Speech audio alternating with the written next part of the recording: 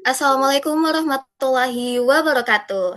Selamat malam teman-teman semua, selamat bergabung dengan kami di podcast Abu-Abu Berkata. Jadi pada podcast malam ini kita bakalan bahas nih hal-hal menarik, hal-hal seru terkait topik yang sangat menarik. Jadi pada malam hari ini kita sudah bersama narasumber kece-kece kita, ada Kak Putri Syafira Utami dan Bang Agung Budiawan.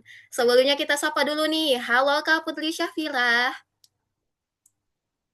Halo Kak Fadil, Halo Kak, sehat? sehat dong Kak, kan baru jumpa. Oke, oke. Oke, selanjutnya kita sapa lagi nih, ada Bang Agung Budiawan. Halo Bang Budi. Hai. Jadi untuk malam ini kami sangat berterima kasih ya kepada Kak Putri dan Bang Budi karena udah bersedia nih untuk memberikan cerita menariknya kepada kita pada malam hari ini. Oke, langsung saja kita ke pertanyaan yang pertama nih. Jadi ada nih, pertanyaannya yang pertama tuh, apa sih alasan Kak Putri dan Bang Budi ini milih PMM dari sekian banyaknya program dari Kampus Merdeka? Seperti yang kita ketahui nih, program Kampus Merdeka kan ada banyak ya, ada salah satunya MSIB dan yang lain-lain. Dan tentu saja MSIB ini juga memberikan dampak positif nih bagi kita. Jadi alasan kenapa nih kalian harus PMM banget nih? Apa nih alasannya? Kita mulai dari siapa dulu? Dari Bang Budi dulu. Oke. Kalau misalkan ditanya apa alasannya, sebenarnya gimana ya?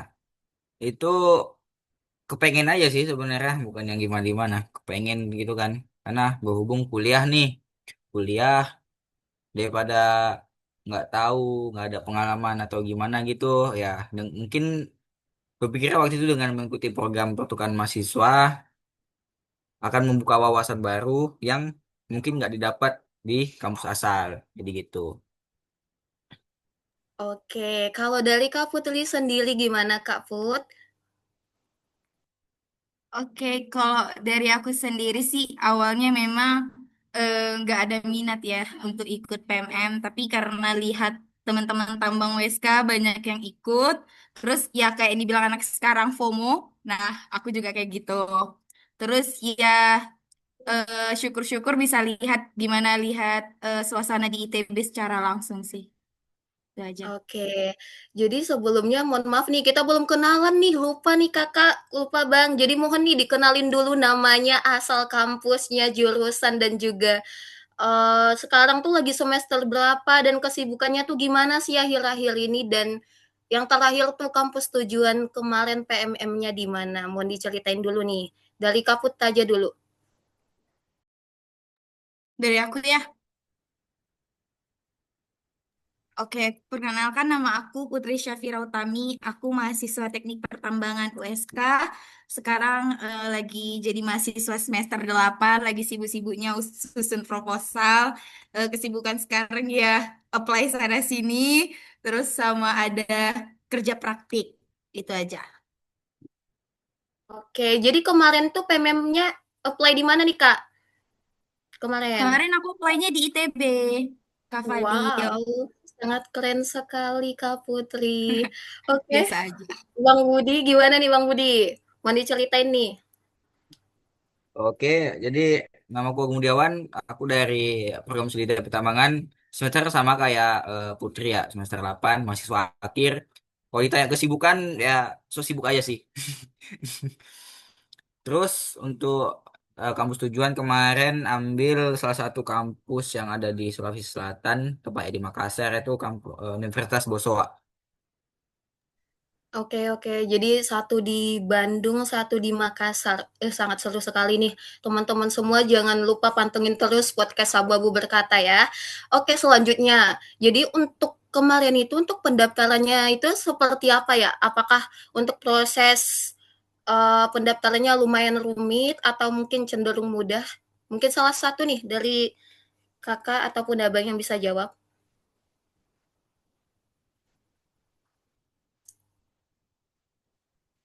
Dari aku. Ya Maaf boleh, ya, boleh agak Kakak. agak agak ribut di sini. Boleh banget. Oke, jadi emang secara sistem pendaftarannya nggak ribet ya, karena memang cuman apa ya, Paling serahin berkas, terus berkasnya nggak yang susah banget, paling izin dari kampus, terus sama ikut tes. Tesnya juga nggak susah terkait eh, kewarganegaraan kita sebagai orang Indonesia aja. Paling deg-degannya itu pas milih kampusnya, itu aja paling Kak Fadil. Oke, oke. Jadi kemarin tuh ada pemilihan kampus ya. Kemarin tuh maksimal pemilihan kampusnya berapa ya, Kak? Dan untuk ITB sendiri itu diletakin di nomor berapa nih kemarin? Oke, jadi aku agak lupa ingat ya batasnya berapa. Tapi kayaknya entah 5 7 nggak tahu. Coba kalau Bang Budi tahu nanti kasih tahu ya Bang. Terus untuk ITB sendiri itu aku letak di nomor pertama memang karena memang itu saran dari orang tua aku juga kayak gitu. Oke, kita ke Bang Budi lagi. Untuk Bang Budi itu kemarin tuh untuk nomor pertama tuh naruh universitas apa nih, Bang? Oke, jadi eh, untuk pemilihan kampus tujuan kemarin ya sebenarnya awalnya juga nggak tahu kalau misalkan ada namanya Universitas Bosowa ya, nggak tahu kalau misalkan ada program studi teknik pertambangan di kampus itu. Awalnya nyari tahu, akhirnya oh ada nih, dan memang kebetulan opsi terakhir yang tersisa itu Universitas Bosowa untuk teknik pertambangan. Awalnya sebenarnya pengen di kampus lain, cuman udah kehabisan slot, jadi ya dan alhamdulillah lolos ke situ dan patut disyukuri, dan saya rasa Iya. itu jauh lebih baik dibandingkan eh, apabila saya mengambil tujuan kampus lain menurut saya. Iya, iya, itu kan menurut pribadi masing-masing ya kan, Bang. Jadi untuk ininya sendiri tuh gimana sih, PMM ini ngapain aja nih kemarin? Apakah emang hanya proses belajar mengajar saja atau mungkin ada nih, kegiatan-kegiatan lain yang diikuti oleh mahasiswa itu sendiri? Dari Bang Budi dulu aja nih. Jadi kalau misalnya bentuk mahasiswa merdeka itu dia seingat saya ya itu sebenarnya ada tiga tiga hal pokok yang mahasiswa lakukan ketika pertukaran tuh. Jadi yang pertama itu jelas kegiatan belajar mengajar ya, pertukaran mahasiswa. Terus yang kedua itu adalah eh, proses apa ya, pengembangan sifat nasionalis lah jatuhnya.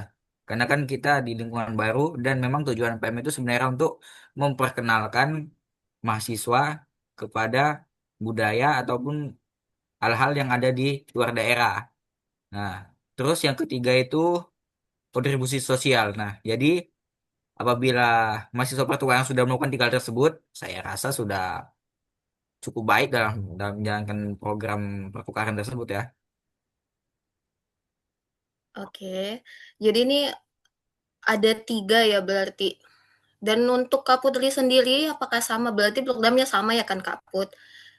Em, Kurang lebih sama Kak kewajiban kita sebagai anak PMM di kampus lain waktu itu. Cuman ya kegiatan lainnya paling ikutin event-event dari kampus yang kita datangi, terus paling eh apa namanya ya, healing lah ya, healing tempat yang kita datangi itu. Oke, jadi untuk ini sebenarnya pertanyaan apa ya, untuk Kak Putri sendiri ya. Kak Putri kan memilih ITB, ITB ini yang mungkin sering kita dengar isinya orang-orang pintar, orang-orang ambis, orang-orang segala macam lah di ITB udah ada gitu ya kan Kak. Jadi untuk awalnya itu apakah ada struggle gitu dari Kak Putri sendiri yang dari Aceh ke Bandung ke ITB gitu untuk proses mengajarnya apakah berbeda atau mungkin cukup kesulitan untuk mengimbangi anak-anak ITB di sana? Mungkin bisa diceritakan nih, Kak.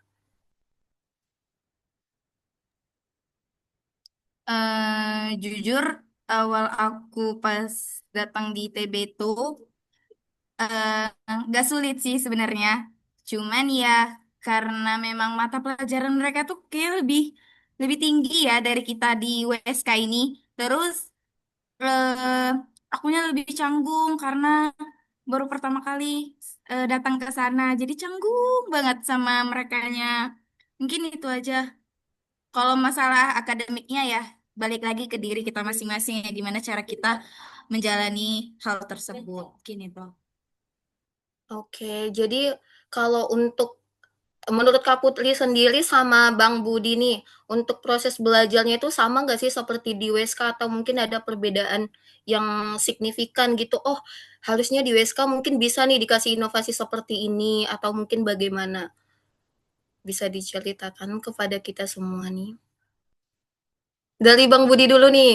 Di Bosowa gimana nih, Bang? Jadi ketika ditanya kayak gitu sebenarnya agak bingung juga jawabnya ya karena tiap-tiap kampus kan memang punya sistem untuk Hmm, melakukan kegiatan belajar mengajar masing-masing kan. Jadi sebenarnya yang bisa dikomentari itu adalah bagaimana kita untuk melakukan evaluasi nih atau pengamatan apa sih kurangnya dari kampus kita dan kampus lain atau apa sih kelebihan kampus lain dibanding kampus kita itu kan sehingga kita bisa memperbaiki eh, apa yang kurang di kita gitu. Jadi kita ambil hal baiknya lah gitu. oke. Tunggu dulu. Nanti dikat aja ya. Ini apalagi yang mau kutanyakan? Kalian janganlah singkat-singkat kali kayak gitu. Aku pun bingung loh. Udah nggak ada lagi stok pertanyaanku ini. Kalian jual kecap lah dulu. Jual-jual apa kayak kayak gitu. Eh, apa Ya lagi udah, ya? ya udah. Apa lagi pertanyaannya? Apa dampak PM oh, habis ini dampak PMM ke kalian ya agak banyak ya kalian jawab ya. Jangan kayak gitu sebait dua bait. Udah siap, nggak sampai 1 menit. Oke, kita mulai lagi. Aduh, tadi sampai apa? Tadi sampai apa sih? Evaluasi Ini si proses. Putri dia ngejawab Saya pun apa bingung. kayak mana belajar mengajar di ITB sama kita gitu kan. Jawab Oh tuh. ya, ya Apa? beb Apa? kebanyakan lah Nggak belajar di dengar. sana gimana? Belajar Ya, di sana. aku mau bilang apa? Kan sama, 11-12 belajarnya. Kayak kita di WSK. Buktinya kita semua bisa. Udah. Jadi apalah yang menarik kita bahas ini biar agak lama itu maksudku belum pun 35 menit Ini ini. perbedaan suasana di ITB sama di Bosowa gimana? Perbedaannya sama Ah, WSK gimana? Perbedaan suasana oke. kampusnya, lingkungannya gimana? Itu bisa kok tanya. Oke. Agak lama Dingin, ya, gimana jangan Kak kayak Pras tadi. kayak gitu. Oke, oke, agak lama ya. Ya, Lama dulu kau jawab, banyak-banyakin tahap pakai. Oke, kita mulai. 1, 2, 3. Oke, menarik sekali ya dari ITB sendiri dan Boswa sendiri ternyata cukup ini ya, sangat bisa kita jadiin pelajaran ataupun bahan evaluasi untuk kedepannya. Jadi selanjutnya ini saya penasaran ya, bagaimana sih sebenarnya lingkungan di Bandung itu sendiri dan lingkungan di Bosowa? Apakah memang cukup berbeda dengan Aceh? Seperti saya juga yang tinggal di Aceh kan kita tahu Aceh ini sangat-sangat panas ya teman-teman semua. Jadi kalau di Bandung nih betul nggak nih Kaput? Betul kan ya apakah di Bandung emang betulan dingin nih? Sedingin itu nggak sih Kaput? bener banget Kak Fadil. Dingin banget. Bahkan kalau di Bandung nih ya, aku khususnya kemarin tuh tinggalnya di Dago. Mungkin teman-teman yang sering lihat TikTok gitu kan tahu lah ya Dago tuh di mana. Nah, jadi karena aku tinggal di Dago kemarin tuh, bahkan bangun pagi aja udah sedingin itu. Bahkan itu udah kadang di bawah 10 derajat gitu kan. Terus ya selama di sana kan aku jalan kaki tuh. Nah, otomatis karena emang suasananya dingin, aku nggak ngerasa capek. Terus aku nggak banyak keringatan juga. Beda ya kalau sama kita di sini ya. Bayangkan kalau kita jalan dari Rukoh ke WSK tuh gimana. Nah, kayak gitulah Kak. Bayangin gimana adalah dinginnya Bandung itu. Oke, itu dari segi ini ya cuaca ataupun iklim itu sendiri. Ya. Kalau di Bosua seperti apa ya Bang Budi? Apakah di sana panas atau melebihi Aceh atau gimana? Ya, kalau misalkan suasananya sebenarnya menurut saya sendiri nggak terlalu jauh berbeda ya. Karena kan kebetulan di tempat kami tinggal itu memang berdekatan juga sama pantai pelabuhan gitu. Jadi memang untuk cuaca dan suasana sendiri nggak terlalu jauh berbeda. Sama panas ya, nah panas. Yang membedain mungkin eh hiruk pikuk kotanya ya. Kalau di Makassar memang lebih mana ya bilangnya? Mungkin bisa disamakan kayak Medan gitu. Karena kan salah satu kota besar juga Makassaran. Itu yang bedain sih tingkat keramaian tuh. Oke, Selain itu kalau mungkin apa ya?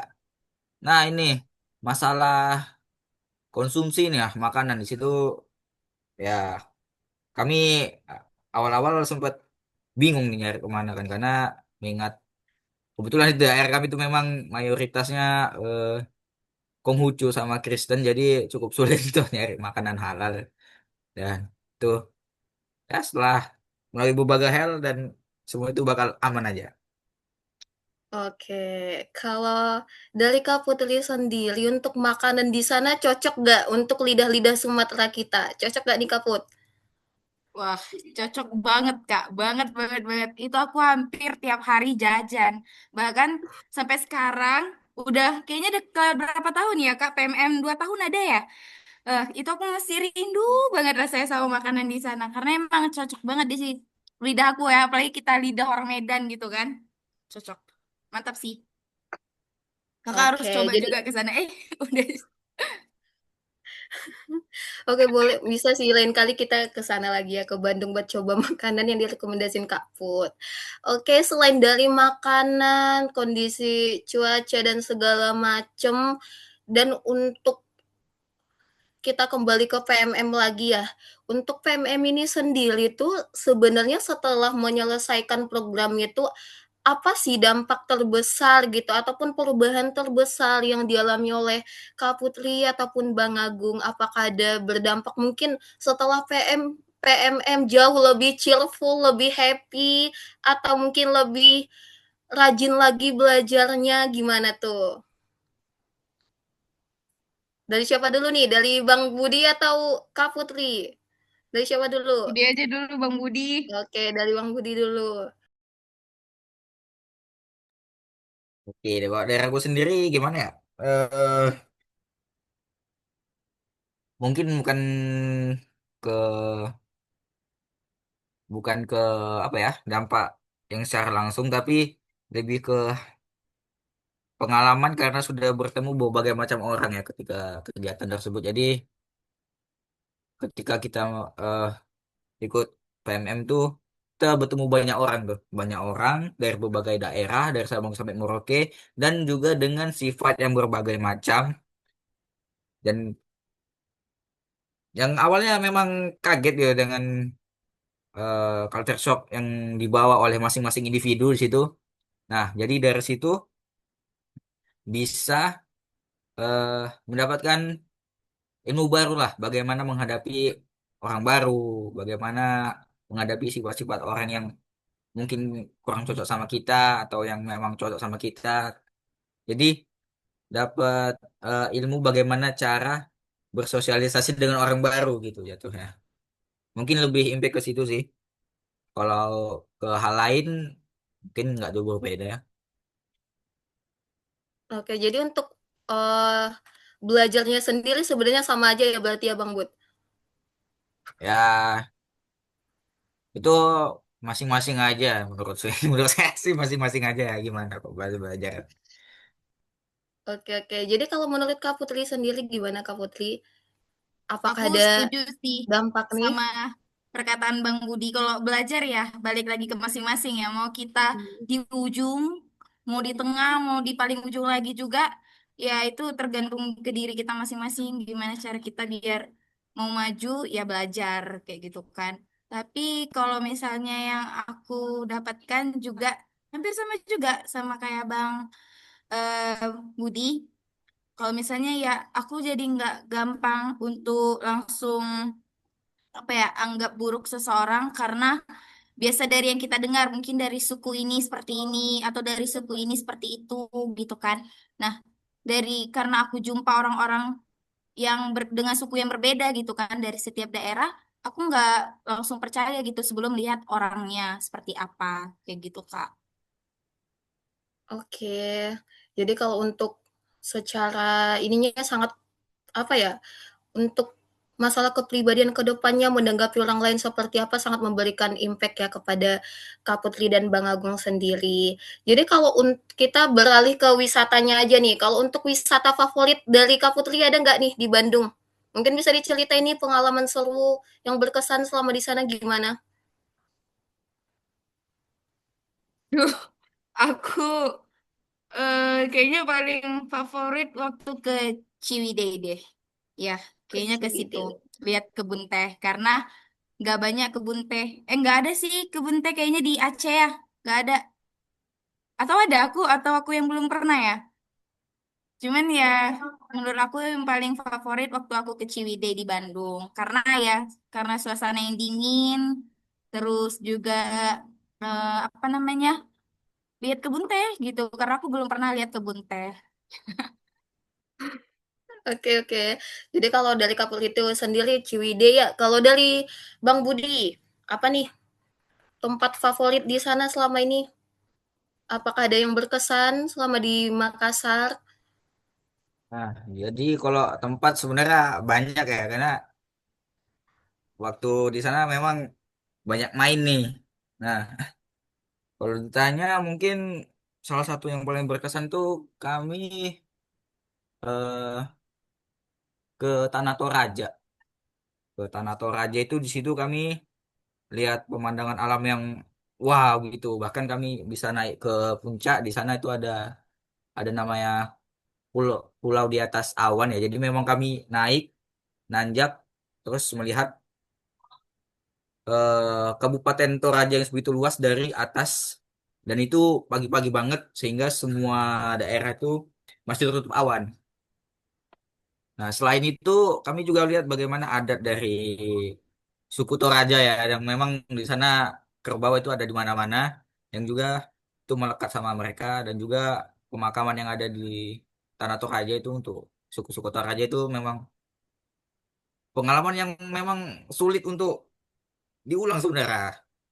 Dan itu jadi kesempatan yang luar biasa bisa berkunjung ke sana secara free ya. Selain itu ada lagi tempat yang saya kunjungi itu ada itu namanya Malino ya Kabupaten Malino. Nah, kami ke sana itu gimana ya kami? Pokoknya di sana sen- berkesan karena rame-rame kali ya. Kalau sendiri nggak berkesan karena rame-rame makanya berkesan di sana. Selain itu ada satu lagi karena saya sempat ngedaki gunung, salah satu gunung yang ada di Sulawesi Selatan.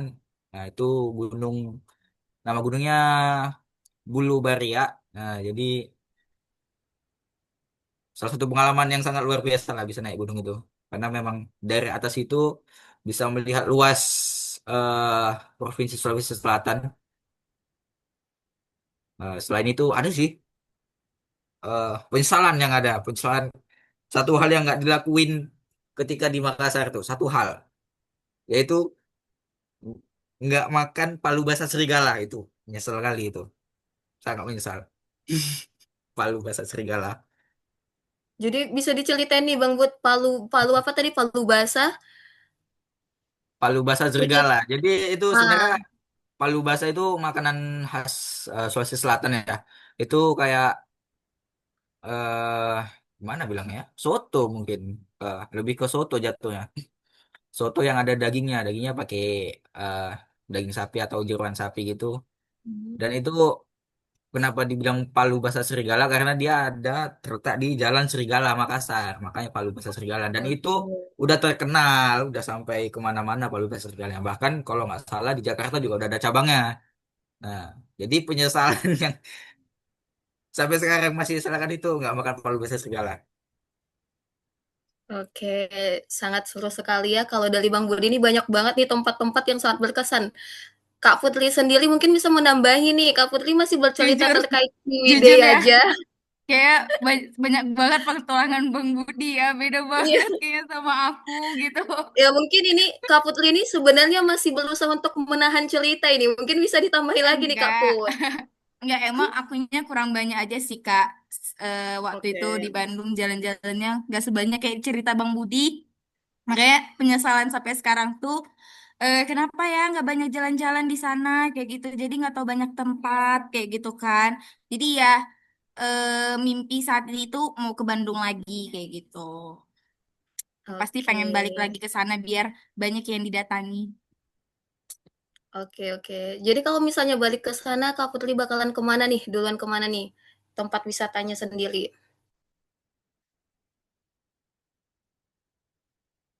Ini aku ya? Kalau kamu iya Kak Put. Nanti Oh, kalau aku. seandainya nih kembali lagi ke Ya, Bandung, nanti Kak Putri ya. bakalan tempat pertama yang bakalan dikunjungin kemana nih? Apakah sudah Kayaknya aku mau terpikirkan? balik ke ITB sih. Soalnya Oke. banyak kenangan sama teman-teman di sana. Kayak di setiap sudut ITB tuh ada kenangan bareng teman-teman gitu kan. Jadi aku mau ngenang balik.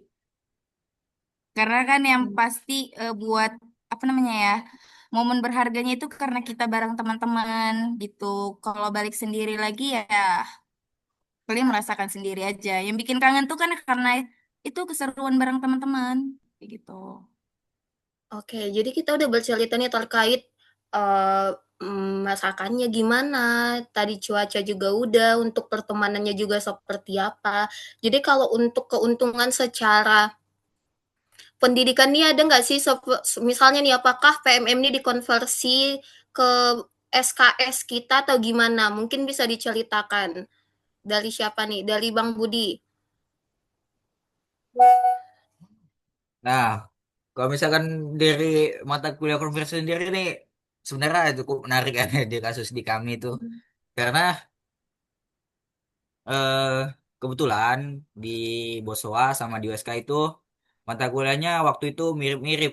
Nah, jadi sebagian besar mata kuliah wajib di semester itu kami ambil di Bosowa sehingga bisa dikonversi ke mata kuliah di USK gitu. Oke, jadi untuk maksimal SKS yang bisa kita ambil di Boswa berapa ya kemarin? Kemarin itu eh, untuk maksimal 20 sih. 20. Bukan. 22 sih bisa sebenarnya. Cuman menyesuaikan aja aku ambil 20 aja mentokin dah cukup. Berarti untuk Kak Putri sama juga yang ngambil 20 ya, Kak? Iya, hampir sama, Kak. Oke, hampir sama ya berarti. Jadi ini sebenarnya kita udah ada di udah menit-menit terakhir nih sebenarnya ya. Untuk penutup, mungkin saya mau minta apa ya dari Kak Putri dan Bang Budi ini memberikan kata-kata apa ya? Kata-kata terakhir ataupun kata-kata penutup kepada teman-teman penonton semua yang ada di luar sana yang mungkin relevan gitu dengan Gen Z apakah ada nih yang mau disampaikan dari Kak Putri sendiri? Halo Kak Putri.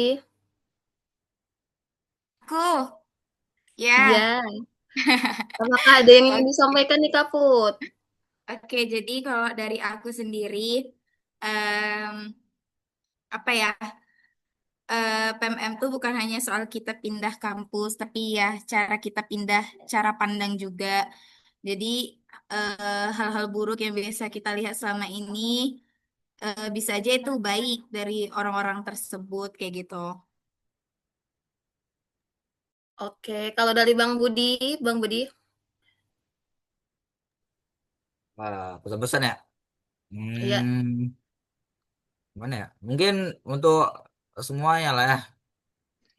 Kalau misalkan mau cari pengalaman ya selagi masih muda cari pengalamannya kemana-mana. Karena kan PMS juga salah satu sarana yang dikasih pemerintah ya untuk anak-anak muda nyari pengalaman gitu. Jadi walaupun nggak bisa ikut PMM ya cari cara lain yang memang bisa menambah pengalaman. Karena kan selagi masih muda nih. Nanti takutnya kalau udah masa tua nggak bisa kemana-mana lagi. Gitu. oke. Ini sebagai penutup ini betulan penutup nih ya.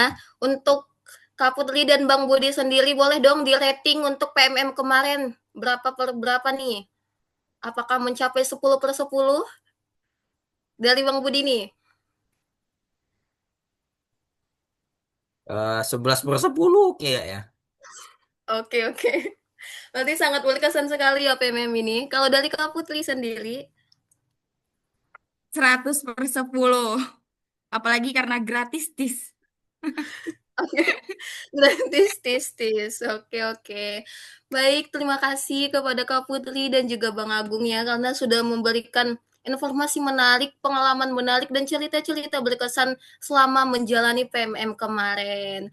Kemudian kepada teman-teman semua jangan lupa untuk terus menyaksikan podcast Abu-Abu Berkata dan sampai jumpa di episode selanjutnya. Saya Nurul Fadilah Nasution pamit undur diri. Assalamualaikum warahmatullahi wabarakatuh.